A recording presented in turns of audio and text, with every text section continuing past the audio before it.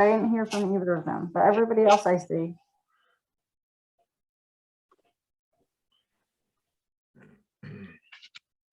Let's see, we got a quorum. Okay. Good to see you all. It is 6:30, so I'd like to call to order the Woodstock Planning Board workshop meeting for December 16th, 2021. We do have a quorum. And do you have any updates to the agenda, Melissa? I have two. We received an email from Supervisor McKenna just regarding COVID vaccines available and the Omicron with the numbers going up again.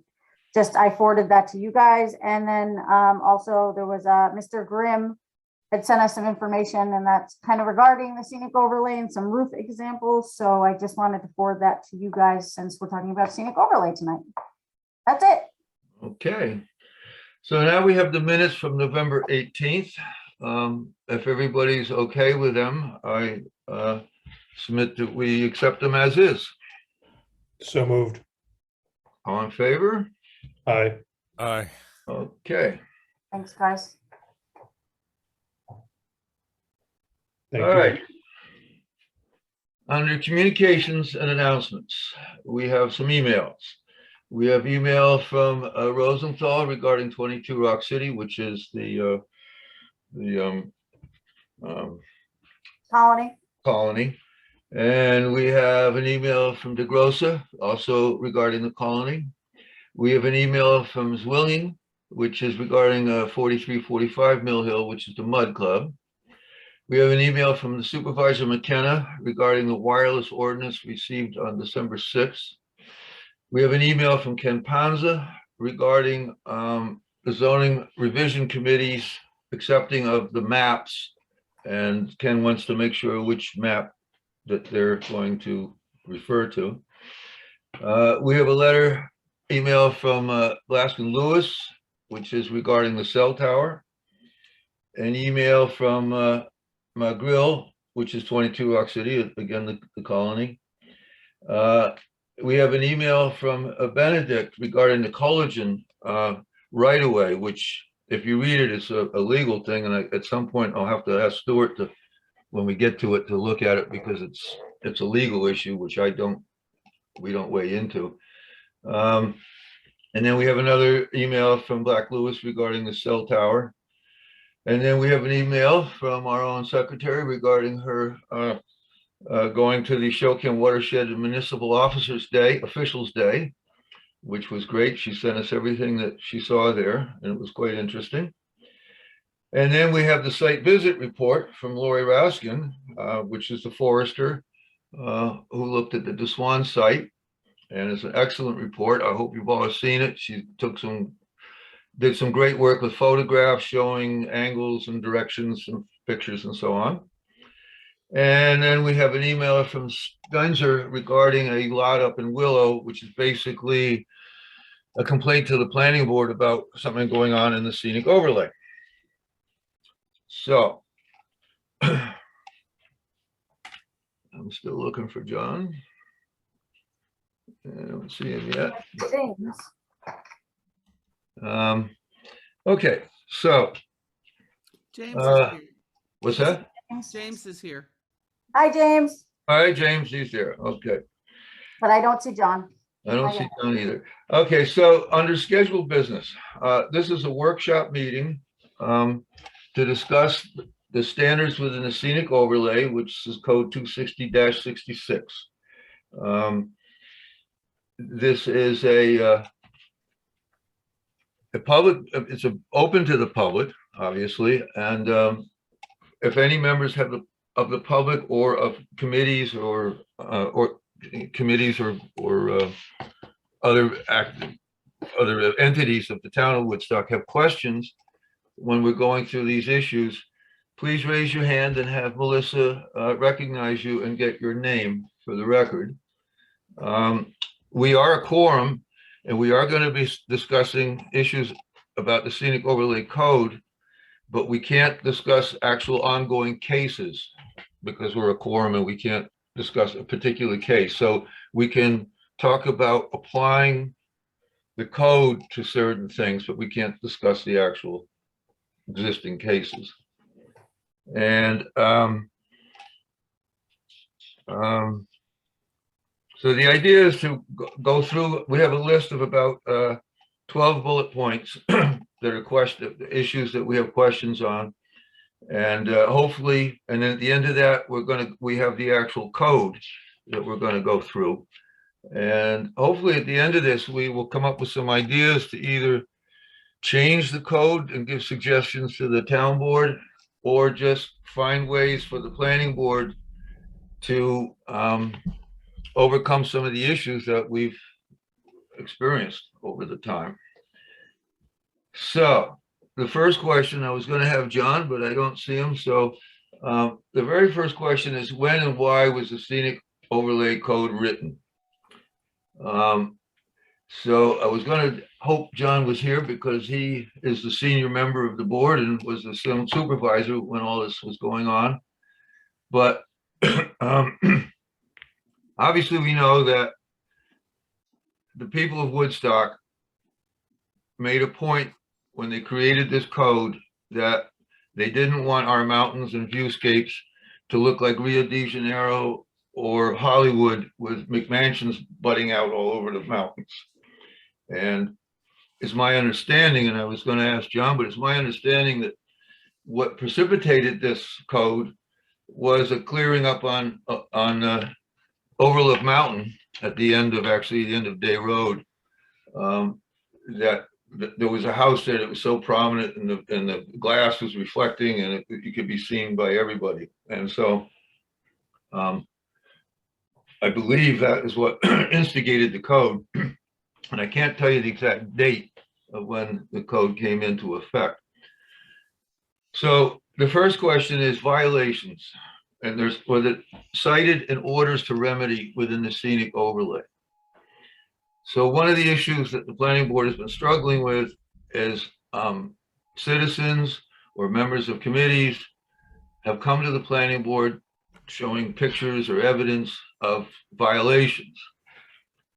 And it's really important for everybody to understand that the planning board does not issue violations, nor can they remedy violations. The only one that can issue a violation is the zoning enforcement officer. It's the only person in this town can issue a violation. Once that officer issues a violation, it's sent to the planning board for remediation or for finding ways to solve the issue. But it can only come from the zoning enforcement officer.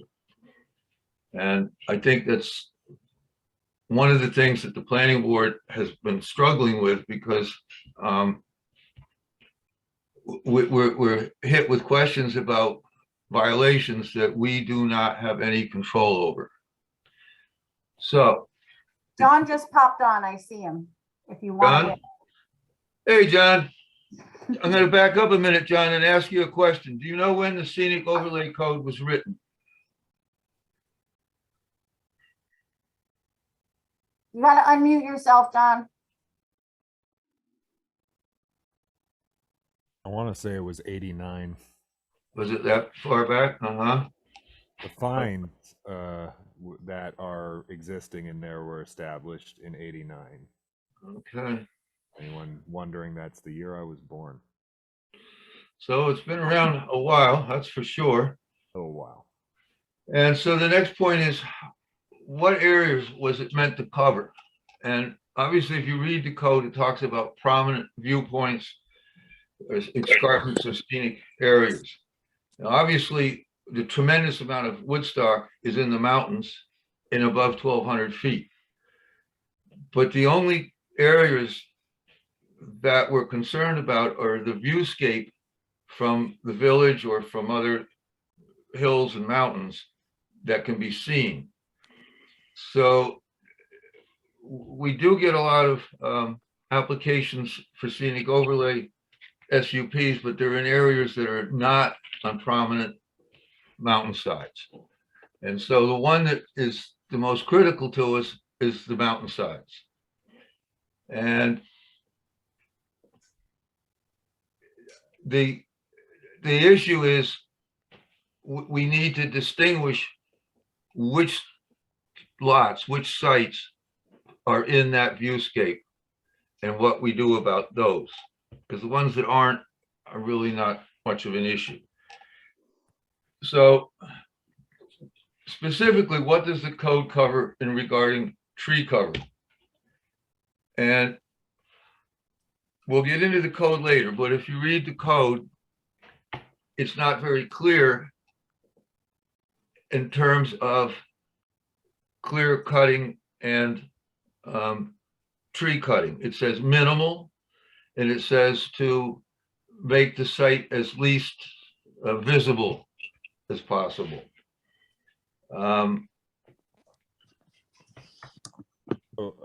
Just The to- minimizing of tree cutting is a call, but we don't have an exact way to determine that. And so what's that? David Gross is raised his hand. Sorry to interrupt you, Peter. David, you have something to say? Unmute yourself.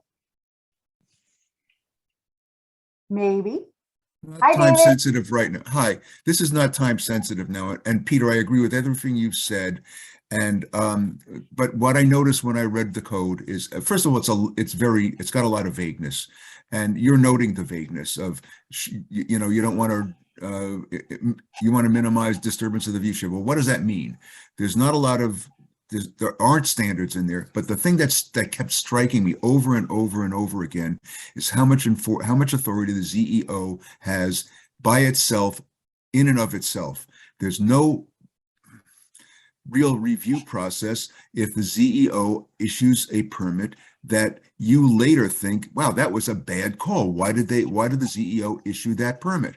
And I'm not trying to, you know, put anyone down who's been in the position of ZEO. I'm just saying it's a huge responsibility. It's not defined, and really this law needs to be ripped apart and redone from stem to stern. That's all I have to say, really. Thank you. Good point, David. And we're Okay, going to, Laura, Ricky is up next. Peter, pause. Hi, Laura. Hi there. So one of the things that I think needs to be cleared up in the word minimal is I got into a discussion with somebody over, well, they did the minimal needed to get their view. So I do think the law needs to be clear. Does minimal mean minimal to build your building, or does minimal mean minimal to get your view? Because there's a huge difference. So that's a clarification that would be good for us to make. So Okay. if I could interject here, because I wasn't sure how much of the list we were going to go through on the agenda before we started getting into the nitty gritty of, you know, these details, but me and Ed Sanders have been working on this specifically. That's 260-66 1G, which is really one of the most gaping holes in the code in terms of, you know, clarity and distinction. And we've started exploring language that sort of it circles the following. Bear with me one moment while I pull up my notes. We had started off by saying by expanding upon minimizing of tree cutting to all non-essential tree removal. That would be including but not limited to the topping and limbing of trees in any parcel located within the scenic overlay as it faces the view shed. To clarify on non-essential, that would be defined to mean anything that does not have an imperative towards the safety of a site, including dangerous trees that need to be removed or are discovered near an existing site, or in many cases where all other site plan modifications have been reviewed and exhausted. good point. Good point, Connor. In fact, we'll get more to what you're talking about shortly. As you said, we'll get to that in the bottom here. So the next question is exactly what is the definition of clear cutting? Well, there's two actually. One is the DEC that says an acre of clear cutting needs to be permitted. And the reason for that obviously is to prevent soil erosion and runoff. And so they're talking an acre of clear cutting. And now we run into situations where people will clear an acre, but they'll leave 3 or 4 trees in the middle, so it doesn't qualify as clear cutting. The other definition is in the scenic overlay code, which says within the site, not the property, not the lot, but in the site, that 50% of the trees over 6 inches are over. That's kind of vague within itself because within the site, 50% of the trees 6 inches. So we really don't have an exact definition of clear cutting other than the DEC. So that's because it comes up because people said, oh, they're clear cutting, somebody's clear cutting. And that definition of that is not clear exactly for us. The other question is, what other ways could we test the site to determine the visibility prominent? In other words, how can we test a proposed building site in the scenic overlay to see if it's visible and prominent from around town? And, Connor came up a while ago with drone photos, which are an excellent idea. And I think we have to go much improve on that. It shouldn't just be, we should be very clear about what we want. The other thing is that if I could just jump in for just one Sure, second, because sure. I want to put this in everyone's mind before we move on, to address an earlier question of yours of how do we start to assess the viewscape on a bit of a grander level. I think an endeavor by the town using drone photography and drone videography to get a broader composite image of the town on and off season as it currently is, and start to kind of map out what we determined to be the view shed we want to protect is also another way to kind of utilize that technology. This would be, of course, on the part of the town rather than the applicant, though I think going forward that is something we should put to practice as a standard for this, that the applicant is responsible for. Excellent, Connor. I was going to get to that, but I'll jump on it right now. You hit the nail on the head. One of the things I'm going to suggest is that we get photos, good photographs taken from the valley, from the town, and from mountainsides of the view shed of the mountainside as it stands now. A good time would be in the winter when the leaves are down, again when the leaves are up, but so that we have an actual record looking at the mountain of what's there and what isn't right now. So I think Connor's absolutely right. We need to, I don't know if the town will pay for it. I don't know if we can get volunteers to do it, but we need to get a good photographic record of our mountainsides as is. I see Judy has her hand up. Yes, I want to inform you that the 2021 flyover has been posted and I have it. So we actually have I got the date, it's something like April of 2021. The state did the flyover. And in fact, I looked at it in the case of the particular case we had recently and could compare it with 2016, could outline the area that you could see had been cut. And it is possible, in fact, for the ArcMaps program to calculate the acreage. That's Okay. great. You say that's for ArcMaps. Is that part of Hudsonia? No, this is something the state does every 3 to 5 years. And I've been waiting for 2021 because the last time they did it was 2016. I now have orthographic photographs, flyover photographs of the entire town. Now, that doesn't tell you what you can see from, say, Cooper Lake, but you can look at a site and compare it with 2016 and say, this is what it looked like in 2016. Here's what it looks like now. Sometime in the last 5 years, this was cut. And it's also the kind of thing I imagine you would be able to put topographical data over. Absolutely, right? absolutely. So this would be. I know where the edge, I can show where the edge of the overlay district is. I can show 20-foot contour lines. I can get 2-foot contour lines. It's probably more That's than we pretty need. granular right there. But yeah, no, that sounds like exactly what we need. 20 foot is on my map every time we meet. Okay, And Judy, now, as of a couple of weeks ago, I've got all of the 2021 flyover. It does not mean that that drones would be a bad idea necessarily, but I also want to say, from the point of view of writing code, my very vernacular way of thinking about it that doesn't work at all for legal language, and I understand that, is if you can see the valley, we can see you. Don't do that. So that's what the language needs to somehow. all right, good point, Judy. There's two different angles, as you pointed out. One is what people from the valley can see and what people from mountainsides can see, which is different than aerial. Aerial, you're looking straight down. And Yeah. if you're in town, you're looking up, or if you're in a mountain, you're looking across. So it's a But combination. we might want to say in the code, improving your view is not a legitimate cause for cutting trees. Well, and I do think defining non-essential, is imperative to that, because there will be cases when, trees could be dangerous or something like that. But another part of this will also have to be, establishing, a solid setback as well from the canopy. Also, when we do have these applicant-led drone photos on a site-by-site basis, having a standard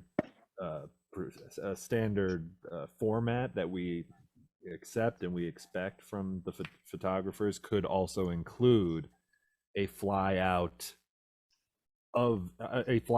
into the canopy, or I should say a fly out of the canopy.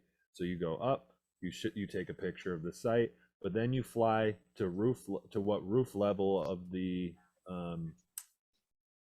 proposed structure will be, and you just fly straight out into the canopy, turn around X amount of feet, With 360. and take a picture or a 360 video. Yeah. When I used my house as an example for Dave Lax, that's what he did, and I thought it really, there's a lot of information. If I were in violation, there would be a lot of information we could have used to hold me to account. I agree, Con. I think it's a combination of things, because the drone footage you're talking about is actually of the site, which would show us which trees were there and so on. Then the other idea is taking pictures of the mountainside, not just of a site, but so we see the whole mountain. And Peter, the lesson we learned from Lori's analysis is that you have to know exactly where the photograph was taken from. Exactly. And that's another option that we haven't used yet. And along with Connor's suggestion of the drone, one other option is to get GPS readings of the site. And then you can bring that directly in to the state orthos, not the county, but the state orthos, because they're in state plane. So if you get the coordinates of the site, then you can actually see on a map exactly where that site is. So you don't get confused as to thinking you're looking at one site when you're really looking at another. And yeah, Can I get a word in here, Peter? Go ahead. Two things. One is the town should purchase a drone. I mean, it's the kind of a tool right now that's it's so used in so many different circumstances. The highway department could use it. I mean, a lot of different committees could use it. It would be a great tool. And if the planning board could put in a request to purchase one and to get some training on how to use it, or have somebody in town, I think that would be excellent. The point I wanted to make, though, was the word essential and clear cutting and so forth. What are you going to do when somebody comes and says, I need to cut an acre because I'm putting in a solar array, which is essential? I think the loopholes, people are creative and they're going to look for ways to get around whatever you guys come up with. And, that was the one that just jumped out at me, because we ran into this out in Hidden Valley. I mean, they want solar, okay, well, what if everybody on the mountain wants solar? All of a sudden, you're going to lose a lot of trees, and they can claim, well, it's essential. So, you hear what I'm saying? Yeah, okay. I'm ready to address that if you want. Again, it really bullet pointing what non-essential should or essential should come to mean. For me, as we're putting it, and I want as much feedback and punch-ups as we can get, non-essential should be understood to mean having no fundamental impact on the buildability of the lot or the safety of existing structures where all other measures have been explored and exhausted. That would include somebody saying, all right, you're in a protected scenic overlay. If you want solar, you can purchase it through these existing networks where you own a percentage of a solar array existing elsewhere. That is to me, and your point is obviously well taken. It's what I found in my year and a half or more of pondering over this. There's so little we can do that a poorly intended person couldn't, if they really want to. We need to make it much more difficult. There's no such thing as perfect, but by narrowing our definitions, and it's going to go a long way. And I don't mean to keep perseverating on this. I have a whole list of things when Peter is finished going through the list, that I might take a moment to read through and have everyone share their opinions on. Okay. Okay, Stuart has patiently had his hand up and tried to get everybody's attention. Hi, Stu. Okay, thank you. Thank you. I just had just one comment on the drone. I think we shouldn't lose sight of the utility of the drone technology to get not only the views that have been mentioned, but also from different altitudes. So that if you're going to map with a drone technology, the viewscapes of all the mountains, we ought to take them from diverse altitudes as well as, horizontal angles. So, because there can be future issues of, well, what does it look like from down below or across the way or up to the left? And so we ought to have, as much of a view through the drones from all altitudes as looking out. I'll also just put out there that I believe it should be in our email somewhere, Melissa, that I have the photos of my home that I shared for the board to use as reference. So, that was mostly different, like you said, different altitudes rather than many different angles. But you can see it can be quite comprehensive. I mean, he spent maybe 20 minutes doing this when it was first a concept. So there's a lot that we can do. Point of order. Okay. Point of order. What's that? Point of order. I want to suggest that people who want to speak put their hand up using the mechanism in Zoom like Maxine has done, because if you are not on the front page of what Peter can see, he may not see you. It automatically puts you up in the left-hand corner. And Peter, if you keep watching the left-hand corner, you will see who wants to speak. Okay. I want to just continue a little bit on the bullet we were on, which are things that the planning board can do when reviewing a scenic overlay site. And one of the things that we do as surveyors, because Scenic Hudson makes us do it, we do what's called balloon tests. And that's where you take a huge balloon, I mean huge, and you put it where the house is going to be, where it's proposed to be. And you set that balloon there, it's bright orange, and people get to go around the town, and you leave it there for a day. And sometimes we have to do it 2 days, depending on weather and whatnot. And you go around and look at it from as many angles as possible, because then you actually have something you're looking at. It's very hard if when we do a site visit and then we have to determine, is the site visible from other places? Well, you drive on the other side of town, you can't be sure exactly if that's the site you're looking at. So for us to do our site visits really well, I think we're going to have to do some of the methods that we're talking about, from the drone, getting GPS coordinates of the actual site so we can put it on a map, and balloon tests, where you actually put a bright object there and see if you can see it. So those are some of the options there. All right, Peter, we're gonna let 3 people speak and then you can go back to the list, okay? Okay, All right, Maxine. Hi, everyone. Thank you.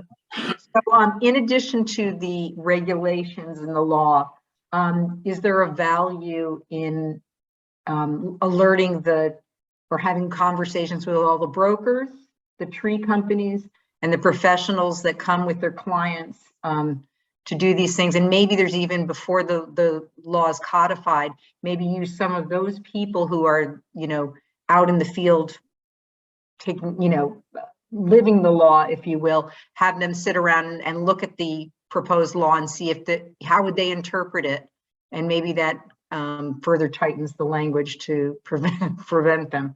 But maybe there's some mechanism of just underscoring the import to everybody, because I think part of the problem is that some of these professionals, are taking advantage of interpretations. And in some ways, by alerting them, maybe it will kind of wrap them on the knuckles or whatever, and get a little better compliance. If I Thank could, you. it looks like I disappeared. I'm sorry, but I'm still here. If I could, I have a section on that too. Connor, can we get through the 3 people first, or does it pertain directly to Maxanne? I just want Peter to be able to go on with the list. Sure, it was directly to what Maxanne was talking Okay, about. go ahead. Sorry. All I'll say is I do have a section on that because I think there is a gap in professional liability for what happens to these sites. And if we have applicants with unlimited funds, then maybe they and the applicants need to have mirrored fines for these things. So that's part of it, and I'd love to come back to that. Thanks, Connor. Max, good? Nadia, it's your turn.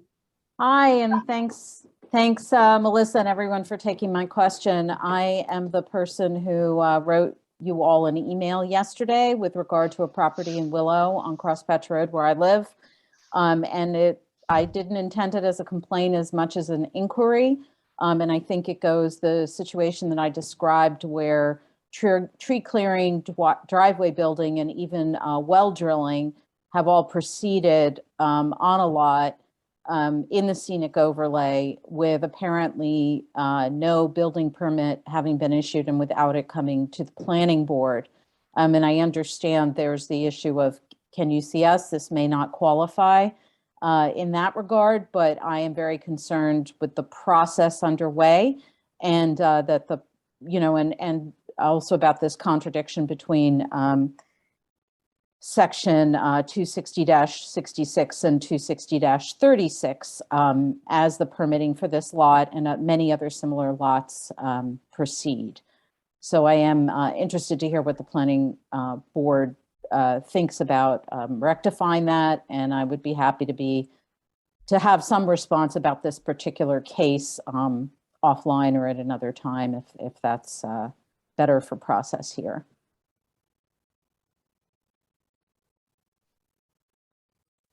Okay. So I guess my question is, what is going to be done about that contradiction? And is there any response about this situation in terms of, does anything in the scenic overlay have to come in front of the planning board, and how does that proceed?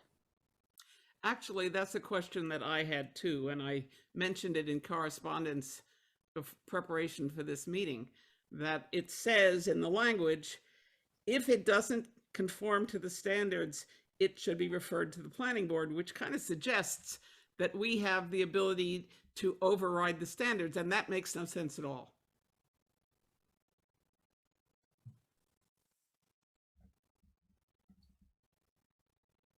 So that's a someone else. clarification. Yeah, we had that. Nadia, you good for now? Okay. Yeah, though I will be in touch with folks again, particularly if there's no building permit for this lot that has now been cleared. I had emailed you and said to foil the building, call Jackie early and foil the building department for the file on that case. Okay, thank you. That's all we got because it's not a planning board case. Gay, you're up. Okay. One more, Peter. Gay, you got to unmute yourself. Can't hear you. Can you hear me now? Hi, Gay. Hi. Yes. I had already a bunch of thoughts not coherent necessarily in one place. I was very impressed by all the research Connor had done. My first take on coming to this meeting before listening to what's been going down is that this is not an issue that has not been addressed by other communities. And I would like to know what other communities have done. That would take a little research. I'm not great at it, but I could help if you wanted me to. And I would say that getting other advice from other communities would be very helpful. On the flip side, you could do something strong if you wanted to, and just say no cutting for any purpose above a certain elevation without, going before the planning board. Now, that's going to be difficult if you're talking about logging and stuff like that, that's selective. But I'm talking about cutting of a certain amount of acreage you could decide. I was excited by Judith's comments about the flyover and mapping and all of that. I think we have a lot of people here who are doing their best. I still think that because this particular issue has come up in so many communities all across the country, doesn't matter where you are, that it would be nice to find out how other communities deal with it.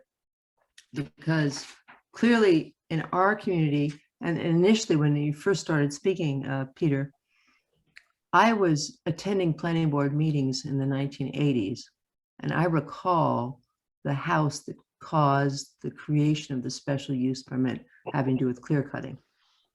I remember the fellow, I remember him coming before the board, I remember what he did.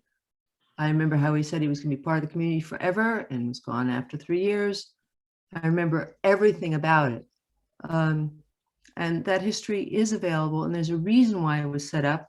I'm so sorry the code is vague. It's a little bit hard to describe how to minimize, quote, disturbance and line of sight and all those things without a greater understanding of how it's done in general. And I think our town just did the best they could.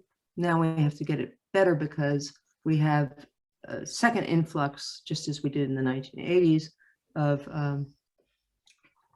people with serious money and the capacity to make physical changes to our landscape that we hoping not to have happen.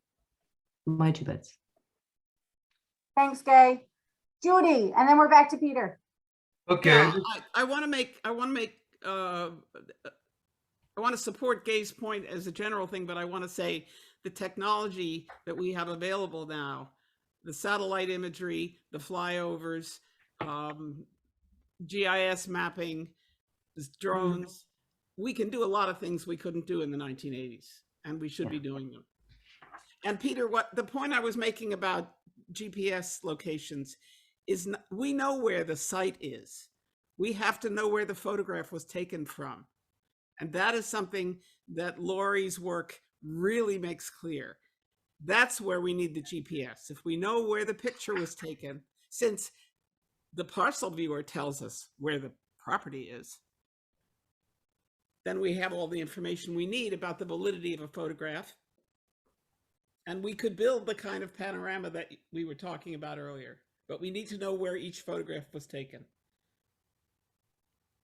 From, I mean. All right. Peter. John has his hand up. Yep. Yeah, I'm sorry to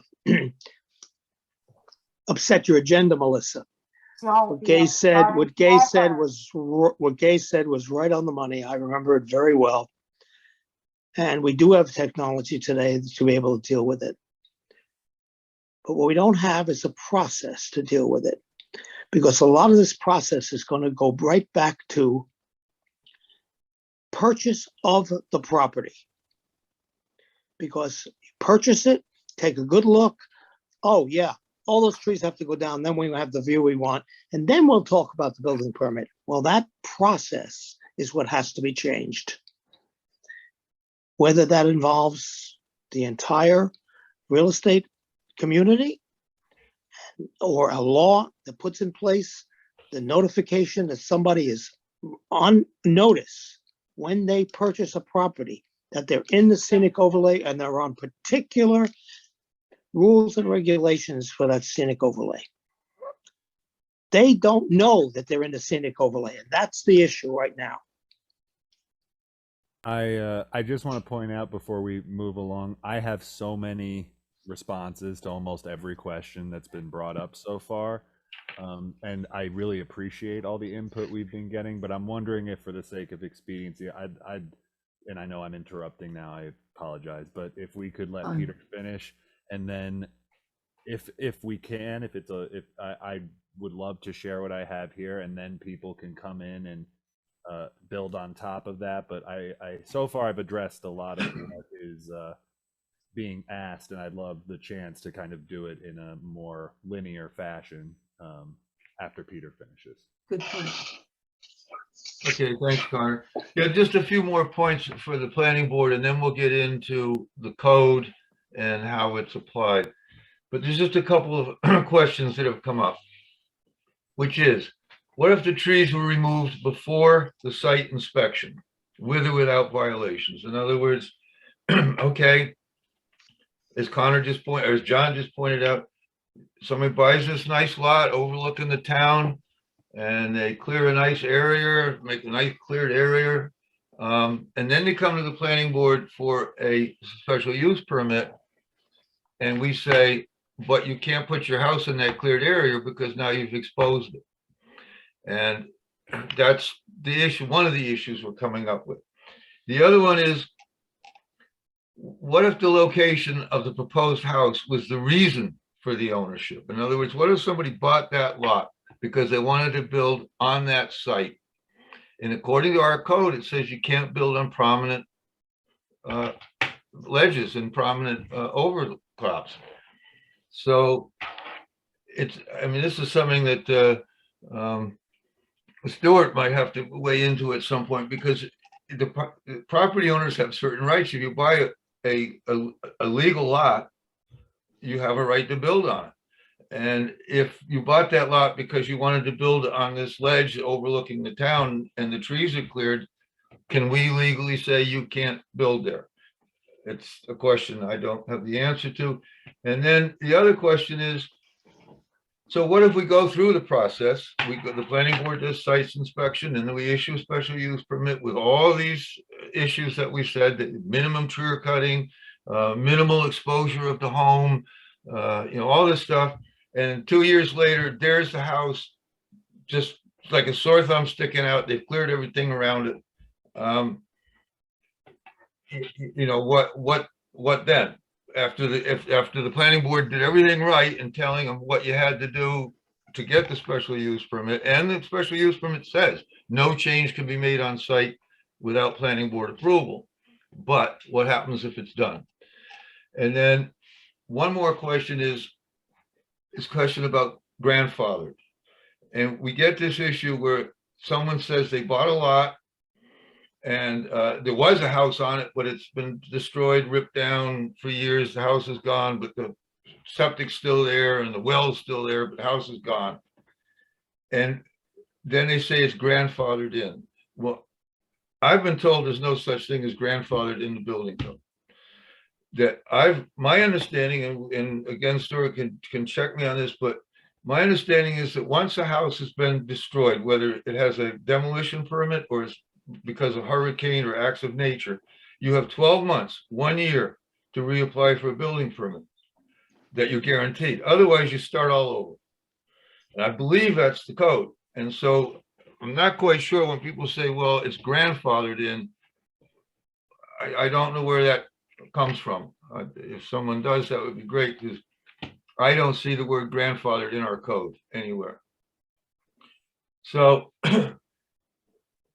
those are the questions that I had about how we go about dealing with inspecting a lot for a special use permit. What the planning board can do, different than what we've done in the past, when it is in a viewscape, not just back in the mountains somewhere, but when it's a prominent viewscape. And so perhaps the question is, what changes in the scenic overlay code can anyone here suggest to avoid the issues we've been having and will continue to have in the future? Perhaps areas in the scenic overlay that lots are visible from the valley below, that the planning board should conduct a more thorough and diligent review, including involving the WEC and other agencies and eyes over a longer time to ensure that we get the best results possible. The interpretation of this is this: the prohibition of development along and or projected above ridgelines, and the discouragement of development at other visually prominent locations so that development is as visually inconspicuous as possible when seen from a distance and from lower altitudes.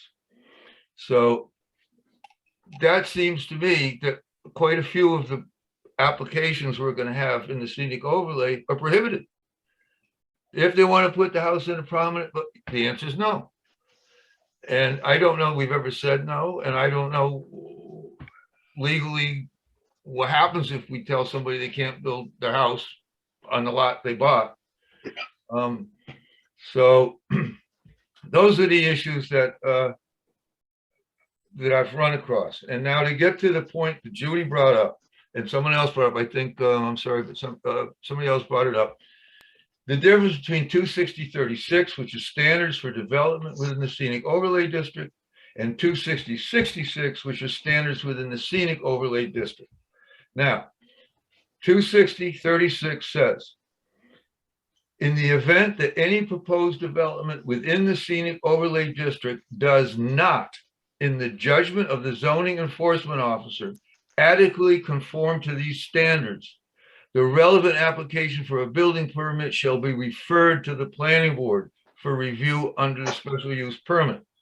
So that's saying that if the ZEO finds that it's okay, it doesn't go to the planning board. If there's an issue, it does. Now, if you look at 260-66, it says that any accessory structure or size not complying with the standards below this section, or creating of a driveway, or prior to the creation of a cleared right-of-way, or any other cleared access greater than 6 feet in width, or cleared right-of-way or access less than 6 feet in width, where grading or earthmoving is proposed, the planning board shall undertake special use permit review. Now, it seems to me those things,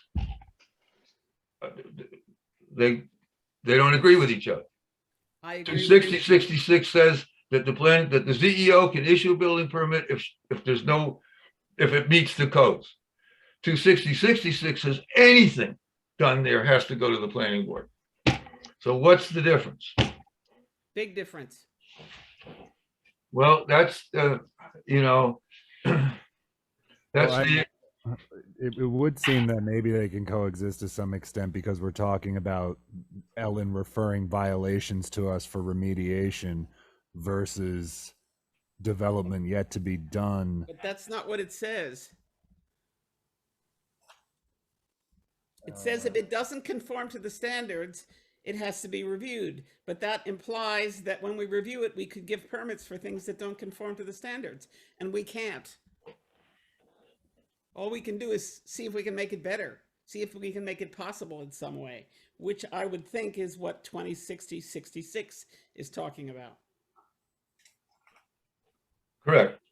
And that's exactly the case that a lady just brought up before about some work being done in the scenic overlay. They were given a driveway permit by the building department, which they legally can do. It doesn't go before, but the code 266 says it has to go before the planning board if it's over 6 feet in width. So I don't know, Stuart, I really would like to get some clarification on that.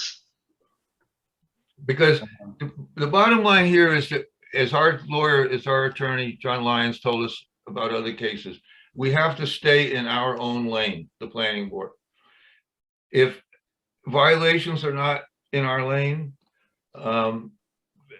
citing those things are not. We can only deal with exactly what the planning board is authorized to deal with. Yes, Stuart? Well, I would just respond that if there's a conflict between the two provisions, it needs to be cleaned up. And in order to go down that road and get it cleaned up, I think there need to be consultations with the planning board attorney and or the town attorney that advises the town board, because the town board legislates, and if there's a conflict that you're articulating, it needs to be tightened up, cleaned up, or resolved in that way. So it's beyond our function to resolve it. It's a legislative function. So I really think the town board has to grapple with that. And if we want to consult with our planning board attorney to get guidance on that, I'm all for it. We can get the funds to do it. Laura is raising her hand, and as a fellow member of the zoning revision committee, this is definitely something that probably is worthy of our attention on that board.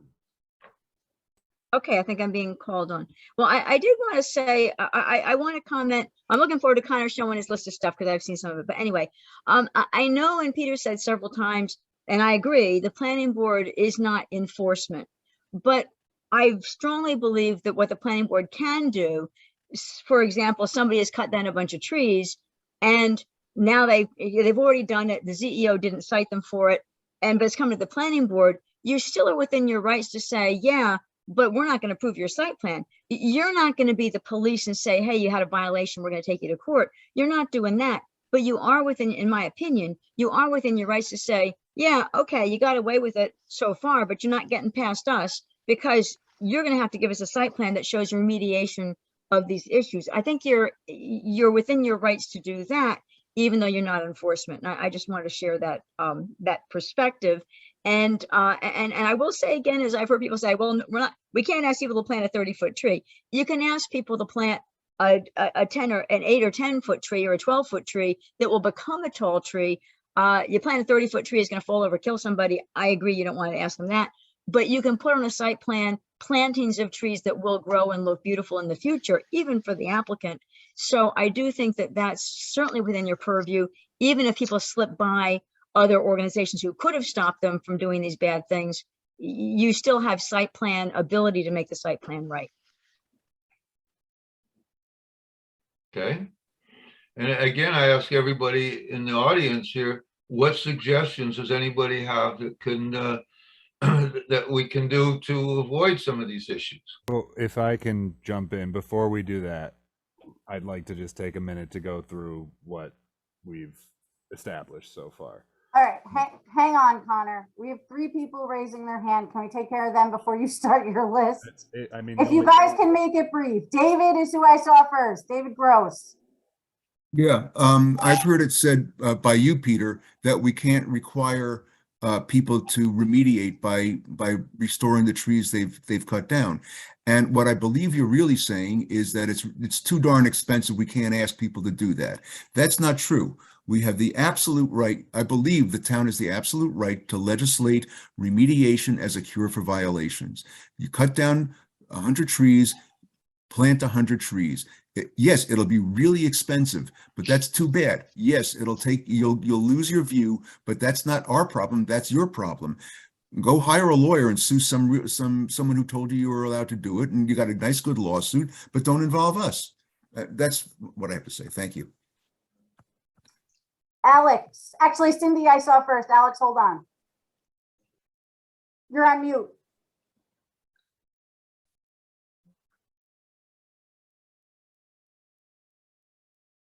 Hi, thanks.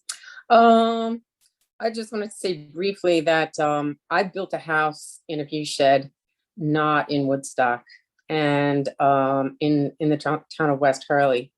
And well, you know, Woodstock does have the more unique situation of having sort of mountains that you can see all the way around. I was not allowed to put my house where I wanted it originally because I was going to plant it in a place where I didn't have to cut down trees, but the town didn't want to be able to see it from the road. So I put the house where a different spot. My house is had to be an approved color, and my roof had to be an approved color. You're not allowed to build within, I can't remember if it's 75 or 100 feet of an escarpment, which means a ledge. And I think the town could also, you know, say how far back from a ledge you're allowed to cut down any trees. So that limits a lot of things right there about what somebody can and can't do on their property. And if they really want to build a house there, they have to conform to those things, you know. Hey, People want to Cindy, build, pardon? I just, for the town of Woodstock, there is a scenic overlay handbook, and it lays out colors that are appropriate for roofs, for your, the lighting, when most, I want to say all cases come in front of us, the planning board can back me up on this. We have a full site plan. Things are engineered. Usually the houses are back as far as they can go. Right there, like we see this, and the law does ask for the specific colors, which are approved by the planning board through the process, and then agreed upon by the planning board and the applicant. So that's good. And how tall someone can make their house, is that? Oh, limited? yes, that's there. The scenic overlay handbook is actually on the website. It's in the planning board section. It's quite lengthy, and there's a lot. I email it a lot out. Well, good. Then, so there's all those things. It just sounds like, you know, the amount of trees that people are allowed to cut down needs to be, you know, and also I find it enforcement, you know, look at the firehouse that was built on 212. It doesn't look anything like it was promised in the beginning. Look at Cumberland Farms, look at just like a million things. There's just no enforcement. And if, you know, people come in with a lot of money and they do what they want to do, and, you know, and if the laws aren't really tight, then it's just. I think that's the issue now, but I just wanted to let you know that there was a hole for the issues that you ran into. Town of Woodstock also has that. No problem. Okay. Thanks. All right. Alex. Yes, Melissa, and before Connor, let me just address one thing that she just mentioned. Okay. Yes, we do have in our scenic overlay these you know, colors of roof and colors of siding, but you know, as Calvin Grimm wrote us an email, he showed us a picture of a metal roof, a gray, dark gray metal roof, which is approved. And then he showed us a picture of that same roof with the sun hitting it, and it looked like the headlights of a UFO in the mountain. So maybe we can allow metal roofs because of what we see that. And Calvin also mentioned the glare from windows. And the planning board can require glare resistant windows. And the way the code reads, which is also a mistake in the code reads if it's over 25% of the area of the wall is glass. If it's over that, we can ask for glazing. But as Calvin Grimm mentioned, we should probably ask for glazing if it's under that. Why can't we ask for that glazing? Because it's the glare off of those windows when the sun is setting at certain times and in the morning that is really disturbing. So those are two things that we might want to even change in the code, or change, not so much change, but just that the planning board insists on. That you have to have, you know, windows that don't reflect, period. And the roof cannot be metal. I mean, those must be maybe some of the things. Anyway, go ahead. I think, unless you have somebody else, Connor had something. Alex, we're Believe gonna Alex do is Alex going to first, go. and then we're gonna go to Connor. Thanks, Peter, but yeah, thank you for backing up my point. Alex, it's you. All right, thanks, Melissa. I just was, you know, Peter, you were saying like, what if the reason someone bought this property is because they want their house in a certain spot, or when you buy a property, you have rights to build on them. And I'm just curious if there's value in the town really being super clear about what those rights are, because it seems like in the scenic overlay and in some of the other laws, even like the wetlands laws, we've encountered this where you're saying like, we want to minimize the disturbance for what you're doing, but is what you're doing necessarily what should be done on that property to begin with? Like, is your right to build a 2-bedroom house for your family, or is it your right to build a 7-bedroom house with a pool and a tennis court? Like, what do you get that you deserve, that you are cutting trees down for, or, you know, putting an extra driveway in for? And maybe if people, or if it was decided upon and then laid out very clearly to people when they're moving here or buying property here, they, they know the expectations right up front of like what their right is on their property. Does it get to be wherever you want it, or is it where we tell you it can be? Is it as big as you want, or is it what is best for that space? And I don't know if those things are really shared or spoken about or written down somewhere, like in a way that's easy for someone to understand before they buy or build. Well, that's what John was saying about, John's got his hand up right now. Go ahead, John. Well, I was just trying to reinforce that. And it all goes back to the beginning. It goes back to my fellow realtors who specialize in hyperbole. If you're going to advertise the property as incredible views and this and that, they have bought it under a set of circumstances that was set out not by us, not by the planning board, not by the code enforcement officers, but by the realtors' knowledge and use of the hyperbole in order to sell the property. This has to go back to the beginning. This has to go back to the point where you say, okay, real estate community, there are limits. If you're going to sell a property within that scenic overlay district, here are the rules and regs, and we make it a town requirement that those rules and regs be handed to that person prior to buying the property. That's it. Good point. And again, I'm going to just read this again. It says the prohibition of development along and or projected above ridge lines. In other words, it's prohibited. You cannot build along ridge lines. Now, that's prohibited. That's what it says in the code. Yeah, but that code, Peter, doesn't get to that potential buyer before they've slapped down their $700,000 or $800,000 to buy the property. Yep, I get it. So, may I? Yep. All right, Connor, there's two more people with their hand up. Guys, can you wait? Can Connor get through his list? Is that okay? I'm asking Carol and Bennett. Bennett says yes. Carol, is it okay? Okay, Connor, you're up. Thank you. I really think we can, you know, we'll have a lot to jump off of from here. So a couple things to preface this. This is what I'm working on in my capacity at the Zoning Revision Committee. So I am asking people to, I guess, expand their palette for this conversation outside the purview of the planning board to be a little bit more of a communal look at how we can tackle an issue that is obviously very important to the planning board, but very larger than the planning board. I also want to say that I have already sent this list, and this is really brainstorming is what this is, but I've sent it to Bill, Laura, and Ed for Bill to forward to the Association of Towns, because we're looking into figuring out, you know, what is legally possible. So just to kick it off, here are some of the core questions that I have asked in my time considering this. Can we levy fines against professionals who misadvise, perform illegal cutting, or facilitate or fail to inform their client of the law?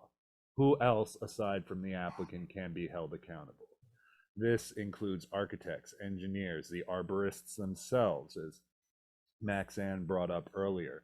This includes the realtors who, as I will suggest later, should be required to present their prospective buyers with a document drafted by the town to be signed, dated, notarized, that says, I, prior to purchasing this parcel, have been informed of the scenic overlay standards, and that a violation of those standards may jeopardize my special use permit or C of O, etc. Next question is, can we require realtors to provide the town with such notarized documents attesting that their clients have been made aware of the scenic overlay protections and standards? From there, I'm going to just go into the list and I'll take it from there. As I said, I'll echo John, a document should be drafted and established that will be presented to the town, the building department, the planning board, whoever, to show that up to the point that they come before us as an applicant for a special use permit. Their site, the purchase, was all completed under having already been informed of the scenic overlay standards. We're not backtracking, we're not doing any surprises. This happened pre-purchase. In terms of addressing the wording around what I feel is severely lacking 260-66G, the minimizing of tree cutting should be replaced with: the applicant is expected to avoid any non-essential tree cutting, modification, or removal. Now, I know we talk a lot about clear cutting, but I think getting more granular, including tree cutting, but to say specifically tree cutting, modification, or removal, not only envelopes any type of clear cutting into that phrase, but also delineates much less activity that should still be prohibited. This includes, but is not limited to, clear cutting, topping, limbing, or practices that would harm the health of these critical trees. Non-essential should be understood to mean having no fundamental impact on the buildability of the lot or the safety of existing structures, where all other measures have been explored and exhausted. These situations will require approval from the planning board or the zoning board of appeals. This should also, as I believe Cindy was touching on, establish a firm setback from the escarpment and view shed as a barrier, not only to protect the trees, but to prevent people from building too close to a ridge. The other big outstanding issue, and this is one of the hardest ones to really get your fingers around, but the fine structures, like I don't know if John was there yet, but I believe the law was created in '89, the protection. That means the fines that are in this law are from 1989. And at the very least, those fees need to be either made up to date to match or preferably exceed inflation to what they would be today had they risen along with inflation.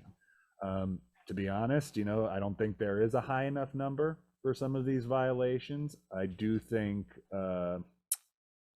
as I mentioned earlier, we'll get into more, these should be fines levied against the applicant and additionally, not shared by, but additionally to any professional who is found to have willfully or intentfully circumvented the law or misadvised their client and performed the illegal cutting. And this fee is, if we're, it's not the kind of thing we want to just issue to everyone who cuts down, the wrong tree in town. If they're willing to, I think these violations, these fines particularly, should be waivable by the planning board if mitigation is swift and effective, depending on the situation. Now, in terms of mitigation and prevention, I think it's worth considering to expand the purview and the mission of the tree committee to include consultation on assessing, avoiding, and mitigating damage from illegal tree modification in the scenic overlay, to specifically widen the purview of their mission to include the scenic overlay. Now, their assessments, I think, should be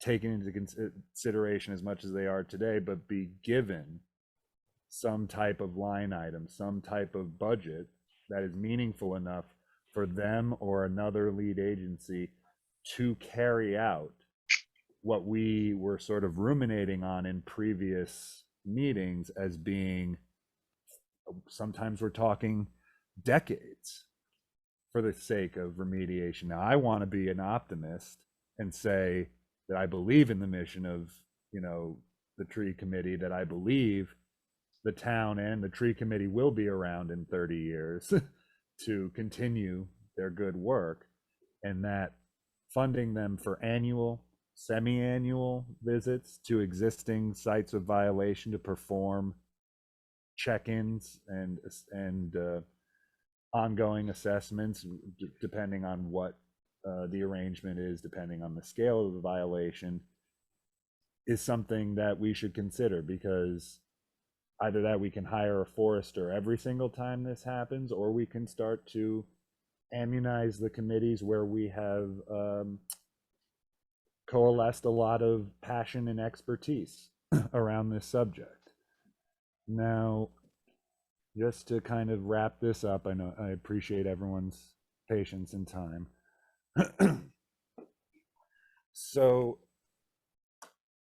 we need to address really, all stages of these things. That's purchase, it's planning, and selling. Because we ask the questions, what happens in between stages? Somebody's selling, they want to take down a bunch of trees.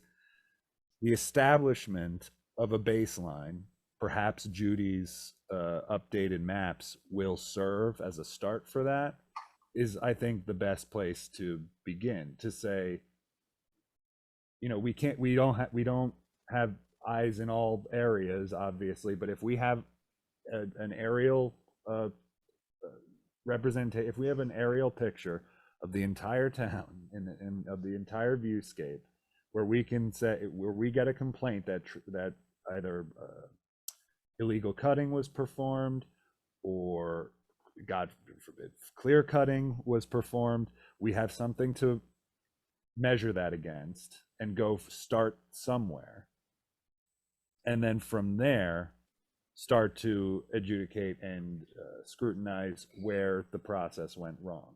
Issuing these fines to the professionals, I think, is a good start as well. To, like we said, these people have very deep pockets, and it's not that I want to have a culture of punitive measures, but I think if word got around to all the arborists in town, to all of the realtors, that you could be fined, several $1,000s a week, a month, or whatever, until this is remediated, I think we'd see this practice start to wither and die very, very quickly. Just to keep things moving along here. So we've defined what is non-essential. Happy to show the board what is visible using a particular case. And I that's the don't thing, we're know not, if we can do that. we can't. I don't mean Not now. but that's Okay. at some point, yeah. We can't, this is a workshop meeting, we can't talk. No, I don't mean now. So I guess just to put a pin in this and keep things moving is to say,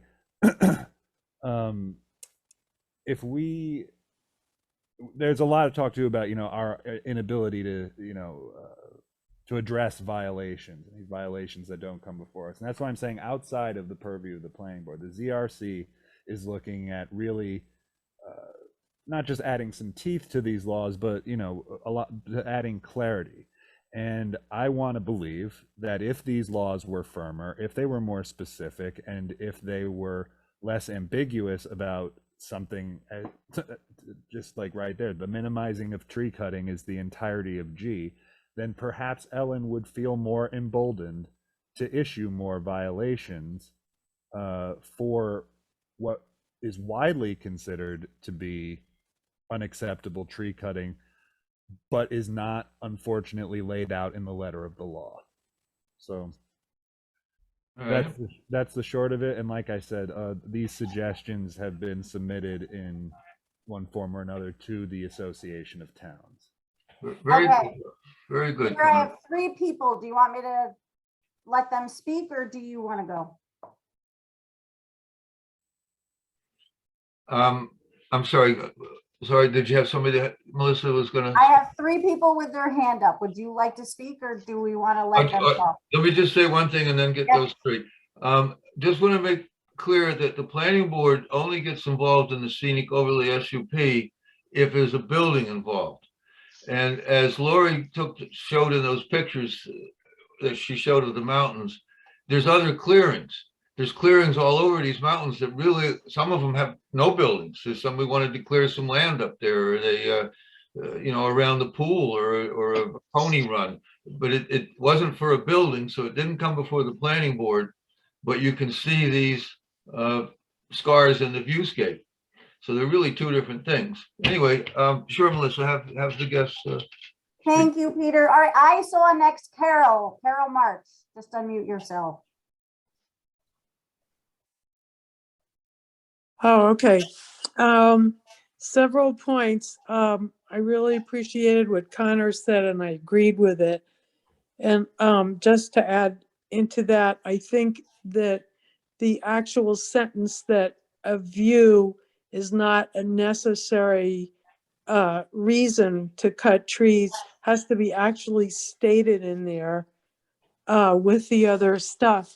Now, I've been on the tree committee for a couple of years, and I felt very kind of helpless and powerless and frustrated because of a lack of enforcement backup. And also, I feel that there's no connection between the various boards and committees, and it's always that so and so is in charge of this and so on. And then there's no way that these committees and boards seem to connect unless you wait a long time to go to a workshop like this, or you wait for a special town board meeting where you're on the agenda or something. But there's no like immediate, you know, that thing where I see a violation, I could call so-and-so and so-and-so takes care of it. We have tried so many times to get the building department or zoning to enforce violations, and they don't get enforced. And I also think that the fines ought to be unbelievably high. Who cares if they're outrageous? They should be, because most of these people, you know, anything less means nothing to them. So that's about it. I completely agree. And if I could just extrapolate, I would say maybe something along the lines of subjective aesthetic improvements are not considered essential. You know, so Of the language. In the language. But the other questions that I want to also put out, and again, this I should say, I appreciate the planning board entertaining Connor, this. can we get through the other two people that wanted to talk? Okay. Sorry, there were three. Pause, Connor. Bennett, you're up next. Thank you very much. I wanted to thank the planning board for having this workshop first and foremost. And I think seeing that there are people from the town board, the WEC, the tree committee, the zoning revision committee, several landowners who have high elevation properties, the chamber, the land conservancy. We really do need to all, not just the planning board. And I want to say thank you for starting this off. This is the right thing to do. You guys saw it and you nailed it. We need to have a discussion. Does a property owner have a right to a view? And as other people mentioned, does a property owner have a right to build at all? If they purchase a wetland, do they have a right to build on that? If they purchase the side of a mountain, do they have a right to build on that? I think we need to answer those questions and then use all of this good work that you're doing here to lay it out specifically. But I look forward to all of these committees coming together and town board to actually have the discussion about what property owners have a right to do in the scenic overlay. Thank you. Thanks, Bennett. George, and then it's you, Connor. Hi, George, you're muted. Yep, thank you, Melissa, for asking me. I just like to make a couple of comments. Firstly, I've heard a lot of really excellent suggestions here tonight from various people, particularly Peter and John and Connor. So one thing I'd like to, obviously there are proposals being drafted. I would like to suggest that these proposals should be made available publicly for public comment, maybe on the town website. Secondly, I'd I'm like just to gonna say, emphasize. I think that would more come from zoning revision committee, because they're the ones that are solely working on the law. George, just so you know, if they were gonna make it public, I think it would come from them. Continue. Yeah, fine. Yeah. I'd just like to emphasize 2 points. Firstly, the issue of realtors. In my experience, both buying and selling a house in the scenic overlay, the realtors appeared completely ignorant of the rules that applied to the scenic overlay. I don't think they were I don't think they were just doing that. So the other thing I'd just like to say that to thank Peter for bringing up the points that Calvin Grimm, my neighbor, made in the email to you. Calvin was originally going to participate in this Zoom along with me at my house tonight, but was called away from another issue at the last minute. But he and I have been very exercised by this ruse. I could have provided very similar photographs, Peter, to the ones that Calvin sent you. So I appreciate that you referred to his email, which I gather arrived a little late today. But I think everybody on these committees is doing a good job, has some excellent ideas, and that we should, we look forward to seeing those put onto paper so that we can comment on them and for them being implemented. Okay, thanks. That's all I'm going to say. Thanks, George. Connor, it's you now. Okay, and thank you everyone. And I would like to address this brainstorming question, particularly to our visiting town board members. You know, this is obviously something that people are concerned about and have been concerned about for a long time, and perhaps it's time for also a larger conversation by the town on whether it could enact some kind of law or campaign supported by the town to repair the viewscape of affected properties at the expense of the town. Now, I don't mean that in the case of existing violations and stuff like that, where we just have an unruly client. Then, you know, that's when we start to have to ask the question of whether or not we can levy fines on an ongoing basis, weekly, monthly, for those who avoid or refuse mitigation. But in the cases, you know, there are other types of properties and there are situations where perhaps, and I know this is a little bit different, but bear with me for one moment in saying, you know, my grandpa took it upon himself to go out, locate leaking fuel tanks, and enact a campaign to protect our water supply. And this was something that had the potential to disrupt the lives of many, many Woodstockers irrevocably, too. And I just wonder sometimes when I, you know, see these examples come up about properties that had existing violations get sold, and it happened in the past, so we don't even have a means of communicating with the violator anymore. Do we just let it go, or do we establish some sort of campaign, some sort of fund, some sort of effort to repair the viewscape? That was another suggestion, so sorry. I want to mention something, by the way. It has to do with what we deal with when we talk about violations in the wetlands, but it's the same idea in the scenic overlay. And as John pointed out, the real estate agents are unaware or don't care about these codes of the scenic overlay and what gets their attention. Well, let me give you an example. As we all know, Mr. Oringer, who was trying to build a cement plant off of Route 28. I'm sorry to interrupt here. Are we allowed to do it? We can't talk about. No, I'm not talking about his site. I'm talking about on 28. Oh, okay. Okay. Nothing to do with us. Nothing to do I'm with sorry. us. I'm sorry. 28. Oh, thank you. He violated a DEC reg, and he's fined $30,000 a day. That'll get your attention. It was in the paper. If that happens, people will hear about it. They'll get the message. Just to let you know. You don't go into DEC wetlands, believe me. Now, Michael and Cindy may remember from when we first had you at the Zoning Revision Committee that came up as a possibility for fine structures within the scenic overlay. Now, I do feel very strongly that the planning board should be able to waive these fines in the case of, good actors, people who mitigate and or have much more minor infractions, but mirroring the DEC, mirroring their fine structure, if not to the decimal place, then to in its frequency, I think is a very strong stance to take. All right, I see Michael has his hand up. Yeah, I'm a realtor.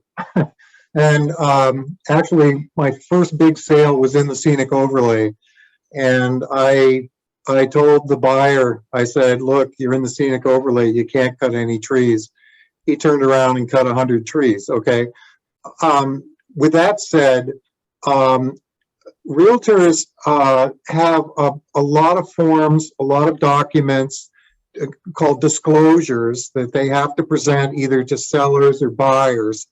It's a very simple thing to create a disclosure form that says, I have explained to you, the seller or the buyer, that this property is in the scenic overlay, and I have given you a copy of the town law. It's a very simple thing. And I don't see where any realtor is going to give you a hard time if that becomes, something that is part of this revision. It's easy, totally easy. Can I ask, are those disclosure forms provided to you by government bodies, or are they? Both. I mean, we get state forms, we got agency disclosures, we've got COVID disclosures. If the property is in an agricultural zone, if there's a buried oil tank. I mean, there's many pages. I see no problem with creating a local law disclosure form for all the, I mean, the town has so many realtors. I don't think it would be a problem giving them an order that they have to disclose. It's an easy one. It really is. It's part of the business. That's very helpful. Thank you, Michael. John has his hand up. I see John. Yeah, just a comment. Michael's right on the money. Lots of disclosure forms. The disclosure forms that he's talking about, I think, would be a real first step. The disclosure should also point out that there are penalties for violation of the disclosure so that they understand this right up front. Yep. There is something that concerns me in the back of my mind. Most of the real estate firms in town are now corporately owned out of New York City with corporate attorneys. So I think that this could be a battle, just a heads up. Thank you. Alex had her hand up. Pause. Alex. Well, Connor, this is a bit about going back to what you were talking about with this kind of town taking the lead on some of this remediation. Potentially, if we're going to start looking at much higher fines, which I think we should, it might make sense to have some thought at the same time with what some of that money is going to go towards. Absolutely. So if we're saying we're putting X percentage of what we make in fines towards fixing the side of the mountain where trees have been cut down, or towards XYZ things, instead of just collecting a bunch of money, it might help streamline. Yeah, absolutely. And I'm sorry, I got a little frantic, but that is absolutely the idea, is to establish a slush fund dedicated towards the I don't want to believe that we would just continue to repair it, but towards the protection and the preservation of the scenic viewscape. And again, just to reiterate one more time, I do feel strongly that the tree committee is a great place to look at in terms of the ongoing efforts and the ongoing accountability of the remediation process. I want to also believe that at some point this will be so effective that people will largely stop this practice and we won't be collecting so much money. I don't know if you guys heard about this, but there was a big a big trucking and boat shortage over in the LA harbor, and and the woman running it, instituted these massive fines for people who were staying too long, not hauling their stuff out. And she said, I don't want to collect any of this money. I want them to move their stuff. And that's the idea is, let's make it unappealing. Good point. All right. I just want to go over one more thing here, which is what the planning board's position is in the scenic overlay, which is when it's referred to us by the CEO, when it's referred to us by the building department, we review a site for the construction of a home or an addition. And that's the only time the planning board gets to look at that. And I think that some of the things we talked about, the drone photography, still photography from viewscapes, balloon tests, these things are that the planning board could instigate to make sure that we don't put a house up in plain view. And then there's also the case of stuff that doesn't come before the planning board, that people who own property, for instance, you're allowed to cut, I think, 20 cords of firewood off your land. That's a lot of trees. You're allowed to cut trees. You're allowed to cut firewood. The code only says that you can't build in a prominent location, but it doesn't say you can't clear in a prominent location, because that's, if it's no building, it doesn't go before the planning board. It doesn't say that somebody wants to build a horse pen and clear half an acre or an acre up there. There's nothing in the code that says they can't, that I read.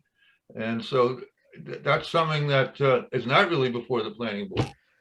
And, somebody puts in a tennis court, or I think even decks are, we don't have anything to say about decks.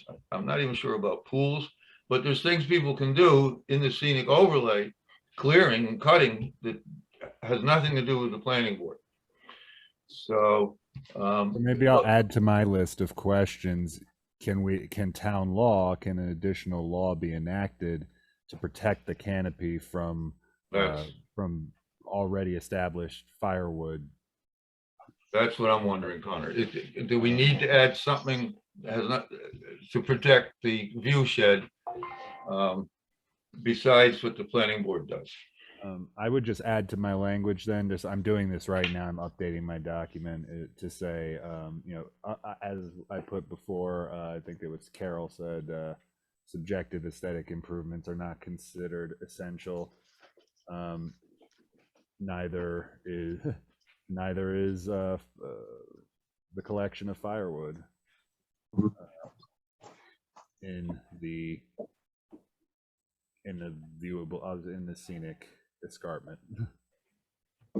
Michael, have you hand up? Yeah, just a quick thing, Connor.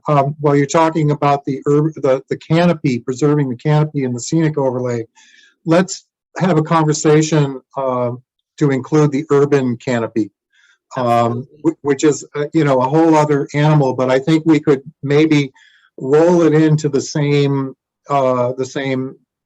law or the same revision that you're talking about. And by that you mean trees in like the hamlet? Trees in the hamlet, yeah, that aren't necessarily considered regulated trees, but are considered part of the canopy. And that's a whole other ecology. It's a whole other level of protection that, the tree committee is aware of, but we haven't quite gotten to that point yet with the town. But preserving that canopy is equally important. So this is a side discussion, but let's have that on the side, because I think the tree committee could give you some good information to help strengthen that as well. Thank you. Okay, I'd like to just ask if anybody in the audience or from any committees or boards has any suggestions to the planning board that might help us get this under control a bit better. Because we know there's going to be a lot of applications to develop in our mountains coming up. We know that's coming. So does anybody have ideas? I see John's hands up. Yeah, Peter, I think that we could certainly ask planning officials on a state level if there are other communities that have done anything like this so that we don't have to reinvent the wheel. Also, our own planning board attorney might be a good source for information. And I really would like to see some additional input or ideas coming from other communities. Good idea. No, I do know we had said, for the most part, stay in our lane and all that. Hence, why I was suggesting even if we were to bolster and give the tree committee a budget line item, that it would be at the planning board's discretion to take their, to vote on whether to implement their suggestions. I'm wondering if, again, while I believe that bolstering the language will help, I guess, embolden Ellen to, or excuse me, the CEO to issue more violations. Do we think that the planning board could ever be in a position to essentially refer concerns, to refer these instances to the building department for consideration of issuing a violation via our interpretation of the law? We can't issue the violation, but how strongly can we and publicly can we suggest that a violation be issued, especially after we more clearly define what our concerns are. Great, good idea. So what I would like to suggest and see how everybody thinks about this is that in the future, when the planning board has a scenic overlay SUP to inspect, that we do it differently. We used to spend two members of the board to go up and look at the site and look around and say, okay, looks like a good spot. I don't think you can see it from anywhere. Good deal, done. I think what we need to do now, if we have scenic overlay SUP in the view shed, in the escarpments, in the sides of the mountains where you can be seen, I think we have to make it much more comprehensive. We need to involve WEC, maybe other members, maybe even board members, to come on these site visits and spend more time to analyze it, to look at it from different distances, to spend more time in granting approval for these sites, because it's coming back to bite us. We say, oh, you can't cut these trees, you got to leave this, and you got to do that. And then 3 years later, you're looking at the house that you didn't want to have to see. So I'd love to spend more time. I as soon as I can, I'd be happy to do it. But coming up with a standardized process for acquiring drone photos, getting very specific in terms of what type, how multiple elevations, multiple angles, and how far they should be expected to fly out of the canopy to turn around and take a photo. And it doesn't even, you'd be amazed, like these lenses, you can fly back not that far really and widen your aperture a lot to get a very comprehensive view of what you're looking at. And I think being able, as the planning board, to hand applicants that at the site review stage would be it would allow us to not only give them the chance to really make their case and give us the information we need, but we'll become more fine-tuned at scrutinizing it if we really lay it out in a standard format. Good point. Okay, Connor, we have two planning board members that have been patiently waiting to speak. And then we have a few more people. So Brian, I'm going to let you go first. Thank you, Melissa, and thanks to everybody for their contributions and dialogue on this. I think I've been on the planning board for 3 years. And I'm wondering what fines do we have control over? None. None. That's what I thought. So I'm sick of, or I'm impatient of talking about this. And I'm guessing it's been going on longer than I've been around. So what can we do to put something on the books or put a proposal forth in January listing 4 or 5 fines and whoever the hell's in control of it. And then start to push this through. May I address that a little bit? Sure. So me and Ed were talking again in our capacity at the ZRC about and we threw out the number $5,000 a day, at least for fines of a certain scale. You would I'm trying to look through the code now. I don't see where it's lit now, but you would laugh if you saw how low the fines are I currently. think it's 300 is the max. Yeah. But I don't think it's ever, I guess, John, but I don't think it's ever been used. And No. you know, so I guess I was wrong. It's not that funny, right? You know, so it's a problem. It's a real problem. And So how do we change that? well, one of my questions toward the Association of Towns revolves around what is our ability to levy fines on an ongoing basis. I'd love to mirror, again, if not to the exact number, I would love to reflect the fine structure of the DEC, where maybe it's not $30,000 a day, but $5,000-$10,000 a day, waivable, but at our discretion, you know? Yeah, the conversation that I recall was we tuck just under the max fine. So then we're protected legally in some ways and say, okay, we're below this, but this isn't fine. I mean, my inclination is to say there's no way we can begin to have an effective fine structure unless it's ongoing. That's my sort of core thing here. There's too much money in the applicants that come up here that I think any dollar amount we throw at them wouldn't just be, at least in some, if not many cases, just the price of entry rather than a meaningful, discouragement. Well, let's find out. Yeah. And I know I've sort of reined this in to include our stuff from the ZRC, and if anyone wants to reach out to me, my information is on the site at connor.wenk@gmail.com.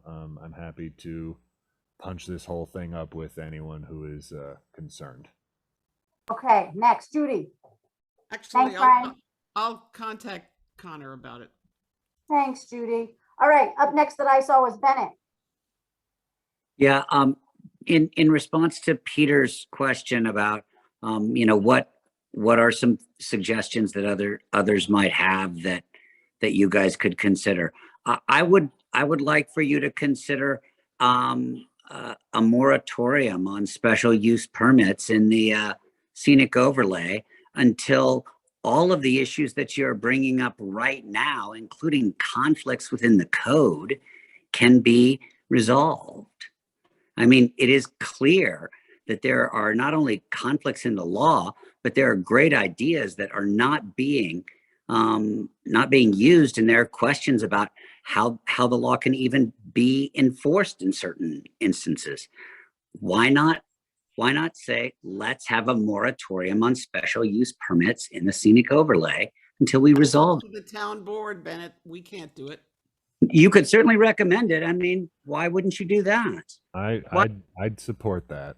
Why wouldn't you make a recommendation? Isn't that, you're saying you have so much work right in front of you. Look, there's a list that one of your board members can't even get through without 10 questions popping up. There's a lot going on here. Maybe you should recommend a moratorium. We'd have to be specific that it's only on the areas that are on the escarpments or the view sheds of the mountain that we're That's concerned your business. I am with. certainly not. Interior in the mountains, it's not going to matter. Well, that's it. That's up for you to make that determination then. Bennett, on January 1st, you will be in that position. Not until noon. Yes, okay. At 12:01 p.m., you will be in that position. I've been there before, and it is going to be the town board to make that recommendation and to put that in place. Well, I just I'd be happy to make a formal recommendation to you. I hope thank I you. hope you'll support it. Thank you. Listen, I think that we all need to work together on this very issue. I mean, this is an environmental issue. This is an economic issue. This is a housing issue. This is a social, equality issue. And this is an issue that we have faced before. A guy bought half the side of a mountain and began putting up little houses, and 100 years later, it's called Bird Cliff. I mean, we have done this before. Let's figure out best practices. That's a good idea too.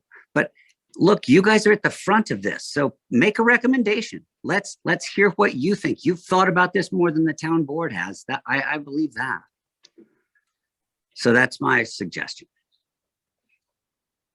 Nadia, that's who I have next. Yeah, thank you. And thanks for the invitation to offer suggestions. So I really like the proposal. I think it was John who first put it forward about, and it seemed to get traction around educating realtors. I guess at the risk of putting more on your plate, I would also add to that list of groups that need to be educated, to be surveyors, even the DEP, the county that is often selling lots at auction, because many of these lots up in the mountains are completely undeveloped. They have no services. They're not, previous house sites. So I think there's just a lot of people that need to understand so they don't sell a false bill of goods to the purchaser who then believes that they can do what they want on that site. Because the surveyors or the DP will just be saying, oh yeah, you could put a septic here. Oh yeah, this is within the limits. So just adding more to that, and huge fan of fines and enforcement. And I think that would gain a lot of traction in the town as well. Revenue generation always does. So kudos to all of you for thinking about that. Thanks, Nadia. I'm not sure if I have Julia or Alex next. So I'll let you guys fight over it. I'll do it. So I'm on the WEC, as is Alex. So I'm constantly thinking about climate change. And one of the things that I found in the code, it's not the scenic overlay, but it's the chapter 217 on trees. So Michael, you're probably very familiar with this. I was not. Under that, there are certain trees that are regulated. And it's a very short paragraph. Why isn't it pages long? But the only thing it refers to is trees that front the roads, the road that passes through 212 and 375. And I guess that's just so that there can be some nice trees along the road. But why can't we say that every tree is important in this time of climate change, the time we have how many years left before there's no earth? So can we maybe work on that particular chapter and that one line item, certain trees regulated, just expand that? Well, that it might be an easy way to go. I'm going to raise that with Connor. Yeah, thing. That's not scenic overlay, but okay, sorry, right, okay. He has some input on that too. We definitely would like to see that strengthened. Okay, thanks. Yep. And if I could put this out there, that isn't necessarily something that falls to the planning board, that part of it, but I would suggest that you bring it to the zoning revision committee. We have a much larger purview of what we can look at in terms of revising a town, and I am sort of meshing my responsibilities there with here, because I feel very grateful that I have so many people in the same Zoom conversation right now. Usually we have to kind of ponder what other people would have to bring to these conversations. So this is really amazing, and I really am so appreciative of everyone being here and being engaged. So please, anything to do not with 260, section 260, or even 260, send that to the zoning revision committee for us to consider. That's the best place to focus. Okay. All right, Alex, I got a few more, Peter. Alex, Well, I think one thing we could do is that any change to the law, any version of a new law should have a provision that it necessitates being revisited in a certain amount of years. Because a lot of what we're talking about is that we're in this situation because we haven't looked at this in so many years. The fines are outdated. Some of the tech is outdated. And what we're saying is a good fine now in 30 years from now might be meaningless to the community at that point, or the tech might be meaningless, or the ways that we're going about it. So we may want to include something that says every 10 years we look at this, every 5 years we revisit some of these rules. And Julia, and Connor, I'll say Atlanta, Georgia has some really interestingly tough tree laws. If anyone is interested in looking at I knew you would know who had it. I was actually going to email you after and be like, you know somebody. Thanks, Alex. All right, next. Laura, and then that's it. Then it's back to Peter. Okay, I just, go ahead. Yeah, I think she said I get to Laura. talk. Yeah. Yeah, go ahead.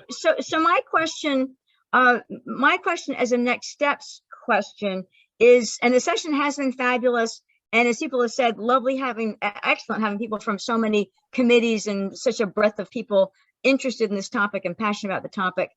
Since this is a workshop sponsored by the planning board, Peter or Melissa, is there a plan then for the planning board to create a document as a result of this session to say, here are the key points that we want to make sure the town board knows, or whatever? It seems, I mean, I have my notes. People know me. I'm a detailed note taker. I have a bunch of notes, but if there was something specific, and getting back to Bennett's point, that perhaps one of the things that the planning board does want to say is, we recommend a moratorium. I mean, I think that it would be helpful to the process. We all heard all of this, and I know there's a recording, and I got a million notes. However, if there were a summary from the planning board, an official summary of, here are the key points and here are the things the planning board wants everybody to know about what was important about this session, I'm interested in seeing a documented summary, because that's will carry a lot of weight. My notes are just my notes, but your documented summary, I think, will carry a lot of weight. Good point. Very good point, Laura. And I think we should. I think we'll get together and come up with a document as a result of this, and either incorporate it into what the planning board does on site visits, or suggest to the town board to make some changes. I just want to say one quick thing. As a surveyor, what I see is what they call site preparation. And when people make a subdivision and they have 3 or 4 lots, or they want to sell a lot, they go in and they prep the site. They kind of make it look nice. They get a little road in there. They clear an area where the house would look nice. It's, to sell it. And as John pointed out, and several people pointed out about the real estate agents, they have to understand you can't do that in the scenic overlay. And I don't think anybody is, it clearly says over 6 feet. You can't make a road, a driveway, anything without going through the process. And people aren't aware of it. I mean, I see it all day long. People are just clearing lots to make it look good for sale. And okay, so that's that. So what Laura just brought up, I think, Melissa and board members, are we prepared? We could put together a list of options, changes, suggestions to make development in the scenic overlay be more in tune with what the town wants to see, and again, making our site visits much more involved. And it may take us refusing a permit, an SUP. It may take that. We may end up saying, no, you're in a prominent view site and you can't build there. And I'm sorry you just spent $400,000 for the lot, but can't build there. And I don't know that that won't come up at some point. At any rate, does anybody else have anything they'd like to add to this conversation? And then if not, we'll get an adjournment. No, we have a few more things before, but yes. Anybody? Well, if not, I want to thank everybody for your participation, and I hope we've made some progress, and I hope we can find a way to not let our viewscapes get all scarred up and look like Hollywood. So I'll of course keep the board posted, both the ZRC and the planning board, on what I hear back from the Association of Towns. And again, thank you all so much. This is really important to me, and I know to all of you. Thank you, Connor. And may I just say, as a planning board member, a great thank you to, as a town board member, I'm sorry, a great thank you to the planning board for the continued diligence that you display, the thoroughness, the caring that you bring. As a town board member, I want to give a great thanks to the planning board and Peter for your leadership of the planning board. So thank you to your board. Thank to all of you. Thank all your committees, and you guys all work very hard to keep this town looking nice. Many thanks from a member of the public. Thank you for doing this. Yep, thank you. I'll entertain a motion for adjournment. No.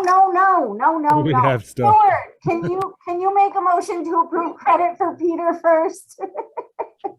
Clearly he doesn't want it. I'll take it. I know, right? Oh, but he needs to unmute himself. You're muted, Stuart. Peter's hungry and wants to eat dinner. And Muting doesn't stop me. I'll just keep talking. All right. So, go ahead, Stuart. All right. So I move that the planning board approve all credits applied for by our chairman, Peter Cross, for the Second. classes that he attended. Still second. Okay. Just FYI on that, that was the municipals day that I attended, and I put together a little something. If you guys want to earn some credit, there's some questions at the end, send it back to me. Peter did it. That was great. Thank you. We don't have a meeting at the end of the month, so I'll see you guys January 6th. Happy New Year, everybody. Now you can adjourn the meeting, Peter. Happy New Year. Happy New Year. Motion to adjourn. Second. All in favor? Aye. Merry Christmas. Happy New Merry Year. Christmas. Yeah, Thanks Merry for all you Christmas, do. Happy New Year. Much love to you Excellent all. meeting, everyone. Excellent meeting, planning board. Thank you. Hey, Matt.